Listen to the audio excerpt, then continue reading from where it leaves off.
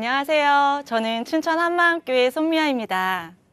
저는 몇 년 전에 강도 사건의 피해자가 된 적이 있어요. 너무나 두려웠는데요. 오히려 그 순간 강도를 전도하게 되었어요. 그렇게 인도해 주신 하나님의 은혜를 나누려고 합니다. 저는 평범한 20대를 보내고 있었어요. 다른 아가씨들이 그런 것처럼 더 예뻐지려고 애쓰면서 젊어서 누릴 수 있는 모든 것들을 신나게 즐기면서 살았거든요. 저 하고 싶은 운동이며 옷, 명품 가방, 해외여행에 다른 사람이 하는 건 꼭 한 번씩 해보면서 살았어요. 그러니까 월급을 받아도 이것저것 쓰고 나면 남는 게 없더라고요. 한 번은 호주 여행 중에 워킹홀리데이 하는 친구들을 만났어요. 평일에는 학업과 알바를 하면서 스펙을 쌓고 주말에는 가벼운 파티를 즐기는 삶이 딱 제 스타일인 거예요. 그래서 여행 후에 나도 워킹홀리데이 가겠다고 호주 노래를 부르며 살기도 했어요. 제 눈에 보이는 세상은 너무나 좋은 거예요. 즐길 것도 너무 많고 도전해보고 싶은 것도 너무 많은 꼭 놀이동산 같더라고요. 제가 그래서 제 할 일은 이렇게 살짝 뒤로 좀 제쳐두고서라도 얼마나 신나게 즐기면서 살았는지, 그래서 제 별명이 철없는 손미아였나 봐요. 제가 이렇게 좀 철딱서니도 없고 뭐 특별히 똑똑한 것도 아니었지만 사고력이나 관찰력은 꽤 괜찮았거든요. 이제 그러던 어느 날 겨우 저녁이었어요. 저에게 생각지도 못했던 엄청난 일이 일어났어요. 그냥 평소처럼 퇴근해서 아파트 주차장에 이제 주차를 하고 습관처럼 사이드 미러를 확인하는데 왼쪽 뒤로 한 남자가 보이는 거예요. 그냥 뭐 동네 사람이겠거니 생각하고 차 문을 열고 내리는데 갑자기 그 사람이 저를 손으로 막 밀치면서 들어오는 거예요. 너무 순간적으로 일어난 일이라서 정말 어찌할 새도 없이 그냥 조수석으로 밀려났어요. 비명을 막 질렀죠. 그러다가 한 대 얻어 맞고야 제가 정신을 차리게 됐어요. 이렇게 두꺼운 점퍼를 입고 모자를 눌러쓰고 마스크를 한, 약간 술 냄새도 풍기면서 정확히는 모르겠지만 딱 보기에도 젊은 청년이었어요. 이따만한 기다란 사시미 칼을 제 목에 갖다 대면서 위협하는데 소름이 끼치더라고요. 정말 숨이 턱 막히는 거예요. 온몸이 그대로 얼어붙는 것 같았어요. 이게 도대체 무슨 상황인가? 지금 나한테 무슨 일이 일어난 건가? 강도였어요. 그곳이 어두운 지하 주차장도 아니고 지상 주차장이었는데 저는 그런 일이 일어날 거라고는 정말 꿈에도 생각을 못 했거든요. 제 눈앞에 이렇게 동네 사람 몇몇이 지나가는 게 뻔히 보이는데도 도와달라고, 살려달라고 소리칠 수가 없는 거예요. 칼을 제 목에 갖다 대고 있으니까 찍소리도 못 내겠더라고요. 숨소리 내는 것조차 너무나 두려웠어요. 강도가 차 시동을 켜고 기어를 넣고 아파트 주차장을 빠져나가는 그 짧은 순간에 정말 수많은 생각들이 머릿속을 스치더라고요. 지금 뛰어내릴까? 속도가 빨라지면 내리다가 다치니까 안 되고 지금밖에 기회가 없겠지? 그런데 이 사람이 나보다 달리기도 빠를 것 같은데 내려서 뛰다가 잡히면 바로 날 찌르겠지? 이러지도 저러지도 못하고 정말 미치겠더라고요. 왜 영화나 드라마 같은 데서 이런 장면 종종 나오잖아요. 그러면 저거 왜 못 뛰어내리고 머뭇거리나. 너무 조마조마하고 이게 막 답답하잖아요. 그런데 제가 막상 이제 그런 상황이 돼 보니까 그게 그렇게 쉽게 할 수 있는 게 아니더라고요. 공포가 밀려오니까 온몸이 굳어서 손가락 하나 까딱할 수가 없는 거예요. 차가 아파트를 빠져나가면서 정말 수많은 사람들을 스쳐 지나갔어요. 제발 저 사람들 중에 단 한 사람만이라도 내 차를 좀 봐주기를, 나를 좀 보고 저 칼을 들고 있는 강도를 좀 알아차려 주기를 제발 살려달라고, 도와달라고 마음으로 바라고 또 바랬어요. 그런데 어두운 밤에 그냥 지나가는 차를 유심히 들여다볼 사람이 어디 있겠어요. 강도는 차를 운전하면서도 그 오른손으로 칼을 들고 있었는데 그 칼은 계속 저를 향해 있었어요. 한 번도 느껴보지 못한 숨 막히는 공포가 밀려오는데 정말 너무나 두려웠습니다. 그 당시에 저희 동네는 신도시 개발 사업이 진행되고 있었어요. 그래서 근처에 아파트를 짓는 공사장이 참 많이 있었거든요. 강도는 한 인적이 없는 공사장에 차를 세웠어요. 도대체 뭘 하려는 건가? 제가 여자이기 때문에 갖게 되는 그 두려움이 밀려오고 칼을 보면서 느껴지는 그 죽음의 공포가 점점 더 강하게 밀려왔어요. 강도는 테이프로 제 몸을 의자 등받이와 함께 이렇게 둘둘 감았고 양손도 그렇게 감았어요. 칼이 제 눈앞에 있으니까 어떤 몸부림도 어떤 저항도 제가 할 수가 없는 거예요. 그렇게 준비된 듯한 범행, 사시미 칼, 인적 없는 공사장, 꽁꽁 묶여있는 나. 이젠 내가 아무리 도와달라고 살려달라고 소리쳐도 내 목소리를 들어줄 수 있는 사람이 전혀 없구나. 마음이 쿵 내려앉더라고요. 앞이 캄캄해지며 단 한 가지 생각만 들었어요. 아, 나 오늘 이대로 죽을 수도 있겠구나. 아니, 죽는구나. 오늘 죽는구나. 그런데 그 순간 정말 제 안에 너무나 놀라운 일이 일어났어요. 나 오늘 죽어도 천국인데? 예수님을 다시 만날 수 있겠구나. 마음이 너무 설레기 시작하는 거예요. 어느새 두려움이 온데간데 없고 예수님을 다시 만날 수 있겠다는 그 기대, 천국에 대한 소망으로 그냥 제 마음이 가득 차버렸어요. 실제로 제 눈앞에 보이는 건 아니었지만 마치 이렇게 빛나는 천국이 제 눈앞에 그대로 펼쳐져 보여지는 것만 같았어요. 너무 놀라웠어요. 너무 기쁘고 행복한 거예요. 이게 꿈이 아닌가 이런 생각이 들 정도로. 그런데 고개를 탁 돌려서 제 옆에서 이제 지갑을 뒤적거리고 있는 강도를 보는데 너무 불쌍한 거예요. 정말 0.1초의 고민이나 머뭇거림도 없이 제 입에서 예수님 믿으세요? 이 말이 툭 튀어나왔어요. 강도가 하던 것을 멈추고 되게 어이없다는 듯이 저를 쳐다보더라고요. 미친 여자가 아닌가 싶었을 거예요.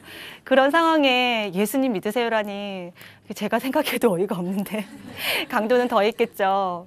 이렇게 잠시 저를 쳐다보더니 너나 믿어 그러더라고요.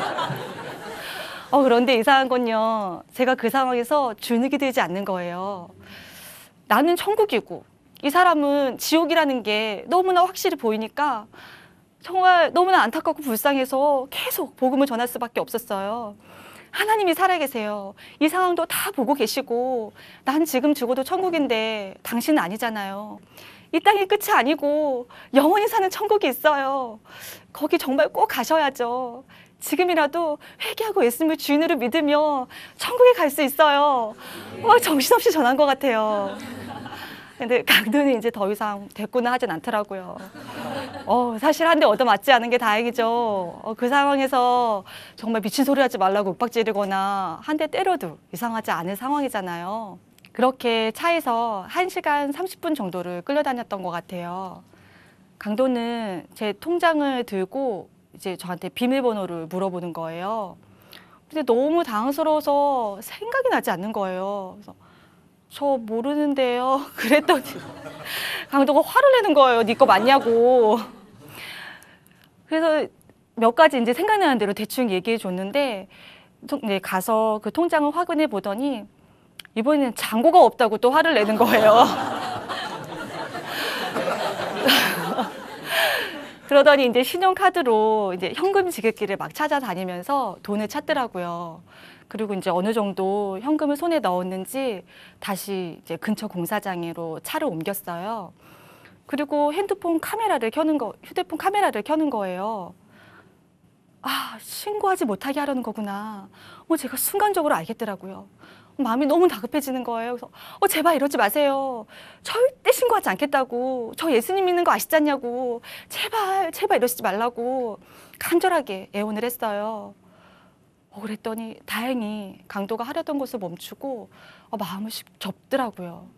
신고하면 이제 죽이겠다고 그렇게 위협을 하고는 다시 차를 운전해서 저희 아파트 근처에 차를 세웠어요. 그리고 테이프를 풀어주더니 저보고 내리라는 거예요. 내가 진짜 내려도 되나 싶은 마음이 들었지만 시키는 대로 이제 차 문을 열고 몇 발자국 걸어가는데 강도가 뒤에서 야! 하고 부르는 거예요. 아, 큰일 났다. 마음이 변했나 보다. 조마조마하며 뒤돌아보고 네? 하고 대답하는데 차 키를 던지더니 차 갖고 가! 그런 거예요. 운전을 해서 집에 돌아오는데 그제서야 이제 온몸에 힘이 풀리고 손발이 부들부들 떨리는 거예요. 어쨌든 그렇게 무사히 집에 돌아왔습니다. 집에서는 제가 돌아오기만을 기다리고 있던 언니들과 정말 부둥켜 안고 얼마나 울었는지 모르겠어요. 저는 다음날 이제 형사강력반에 가서 조서를 쓰게 됐어요. 사실 강도가 현금 지급기에 간 사이에 막 손을 요리조리 틀었더니 한 손이 쏙 빠지는 거예요. 그래서 주머니에 있던 휴대폰으로 이제 형부한테 전화를 해서 나 강도 만났다고 살려달라고 경찰에 지금 빨리 신고해달라고 제가 전화를 했었거든요. 그리고 강도가 오기 전에 휴대폰도 주머니에 넣고 손도 다시 쏙 껴서 다행히 강도가 알아차리지는 못했어요. 형사님이 칼, 테이프, 물티슈 모든 것이 이제 사전에 계획된 준비된 범행이었지만 초범인 것 같다고 그러시더라고요. 조서를 다 쓰고 일어나려는데 형사님이 한마디 건네셨어요. 아가씨, 이런 상황에서 이런 말 정말 어떻게 들을지 모르겠지만 정말 불행 중 다행인 거라고. 얼마 전에 옆 동네에서도 비슷한 사건이 있었는데 그 아가씨는 정말 말할 수 없는 온갖 험한 꼴을 다 당했다고 하시면서 아가씨는 정말 행운이라고 그렇게 말씀을 하시는 거예요. 하나님께 정말 너무나 감사했습니다. 사실 나중에 알게 된 건데요. 제 전화를 받았던 형부가 너무 다급하니까 막 여기저기 막 제 행방을 수소문했던 거예요. 막 여기저기 전화를 하는데 같이 교회를 다니던 친구가 이제 이 사실을 알게 되고 지체들에게 중보기도 요청을 했더라고요. 그래서 제가 강도에게 끌려다니던 그 시간에 지체들의 간절한 중보기도가 있었던 거예요. 그래서 제가 무사히 험한 꼴 당하지 않고 그렇게 풀려나게 된 것 같습니다. 제가 강도를 만나서 실제로 죽음 앞에 서보았잖아요. 그렇게 가꾸던 외모, 몸매, 그렇게 좋아하던 옷과 가방, 동경하던 외국 생활 이런 것들이 아무것도 아닌 거예요. 생각조차 나지가 않더라고요. 가져갈 수 있는 것도 아니고. 하나님께서 보이는 것은 잠깐이다. 보이지 않는 게 영원한 거다 하신 말씀이 뭔지 더 정확히 알겠더라고요. 야, 내가 그동안 이 세상에서 정말 쓸데없는 걸 붙잡고 살았구나. 아무리 예뻐도, 아무리 몸매가 좋아도, 아무리 돈과 명예가 있어도 죽으면 끝이구나. 야, 이제 내가 영원한 것을 붙잡아야 되겠구나. 제 가치관이 달라져 버렸어요. 그 후로 만나는 친구들마다 복음을 증거했어요. 그래서 근무하던 요한에서도 아이들에게 매일같이 복음을 증거하고 동료 교사들에게도 틈날 때마다 복음을 증거해서 한 사람, 두 사람 예수님을 주인으로 영접하는 역사도 일어났어요. 그렇게 영접한 선생님들과는 퇴근 후에 정기적으로 예배를 드리면서 제자 양육으로도 연결이 되었어요. 그때 제 나이가 26살이었거든요. 제 친구들은 이 세상이 전부인 줄 알고 세상을 좇아서 살 때 저는 복음을 증거하며 제자 삼는 삶을 살 수 있었어요. 제가 이렇게 강도 만났던 일을 목사님께서 들으시고 전체 성도님들 앞에서 간증할 기회를 주셨어요. 어떻게 그런 일이 일어날 수 있냐고 막 모두 놀라시고 그 순간에 어떻게 또 천국이 생각나게 해주시냐고 막 감격하고 있을 때 한 청년은 다른 마음을 품고 있었더라고요. 그 청년의 표현을 그대로 빌리자면 아니 저런 상황을 어떻게 저렇게 아무렇지도 않게 생글생글 웃으면서 얘기할 수 있냐. 세상에 저런 미소는 처음 보는 거라며 이제 웃는 모습이 너무 예쁘더라고. 그렇게 처음 만난 날 이야기를 해주더라고요. 그리고 기도를 했대요. 하나님 저 자매를 저한테 주세요. 이렇게요. 그리고 실제로 대시를 해왔어요. 사실 예전에 저는 외모를 중요하게 생각했으니까 이렇게 훤칠한 외모에 뭐 사자 들어가는 직업은 기본이고 휴가 때마다 이렇게 여행을 다니는 그런 풍요로운 결혼 생활을 꿈꿨었거든요. 그런데 부활하신 예수를 만나고 제 가치관이 달라졌잖아요. 오직 하나님이 보시기에 어떤 사람인가 이게 가장 중요한 거예요. 그런데 그 형제의 중심을 보니까 하나님 앞에 참 순수하고 하나님을 기쁘시게 하는 분이라는 걸 알겠더라고요. 외모는 뭐 강도 10명도 가볍게 때려잡을 것 같은 호랑이 같은 포스? 저희는 그렇게 처음 만나고 그날 저녁에 이제 잘 들어갔냐 전화하면서 바로 결혼을 결정했어요. 그리고 1년 교제 후에 결혼을 하게 되었습니다. 지금은 이제 작은 교회에서 영혼을 섬기고 있는 남편과 영원한 것을 바라보면서 기쁘게 살고 있습니다. 한 번 죽는 것은 사람에게 정한 거라고 하셨잖아요. 각자 죽는 모양이 다르겠지만 저는 강도를 만나서 죽음 앞에 서보았어요. 그런데 만약에 내가 예수를 만나지 못했다면 어떻게 됐을까 생각해 보게 되는데요. 내 몸만 죽는 게 아니라 내 영혼이 영원한 지옥에 갈 뻔했구나. 강도를 만나서 느꼈던 그 두려움과는 비교할 수 없는 고통 가운데서 영원히 살 뻔했구나. 아찔하더라고요. 이 부활의 복음이 저를 살렸습니다. 영원한 천국에 가는 그날까지 이 생명의 복음 전하는 것을 사명으로 붙들고 살겠습니다. 감사합니다.